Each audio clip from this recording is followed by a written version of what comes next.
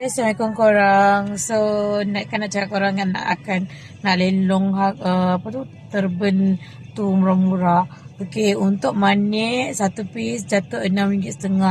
Kalau korang beli dekat sekarang Shopee ke whatsoever ke, minimum harga untuk turban RM20. So ni memang nak bagi harga kilang je sebab kita dah tak berniaga dah. So benda stok tu sebenarnya actually dah lama juga. So tapi like new lah, memang tak ada guna apa semua tak, dan dalam keadaan baik, plastik semua ada sale.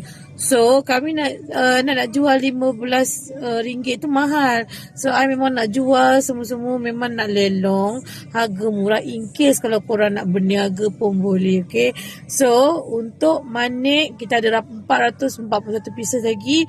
Satu pieces jatuh RM6.50. Kalau korang ambil 5 pieces, pieces lebih kurang RM8. And then kalau korang memang yang tak ada manik, memang nak berniaga, sangat bagus lah sebabnya kain kita lembut, cotton, ada yang sangat soft, dia punya polyester macam tu. And then kain dia memang best korang, memang sangat best. And then kita ada 2 size, iaitu untuk umur 2 bulan hingga ke 24 bulan, saiz kecil. Lilitan kepala lebih kurang dalam 17-18 cm. 18 inch macam tu lah. Kalau untuk kanak-kanak, kita ada 2 tahun hingga ke 4 tahun. And then kepala litan dia lebih kurang dalam 20 ke 22 inch. So saya sangat berharap sangat saya nak lego and lelong habis-habisan. And then saya nak dapat bayar komitmen pun okey lah. Dan nak balik kampung. So nak balik kampung saya duduk Negeri Sembilan. So saya nak balik ke Terengganu. So korang please support saya habiskan.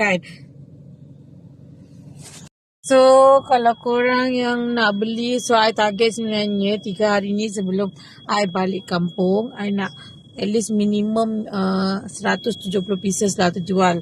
Dan lebih kurang dalam 30 mamis yang ada baby girl ataupun ada anak kecil yang 2 tahun and 3 tahun. So 30 orang je Aina. Setiap 3 hari ni total 500 pieces tu I nak jual. So dalam 3 orang lah, 3 hari ni 170 lebih kurang target macam tu. And then I perlukan mamis yang ada anak girls.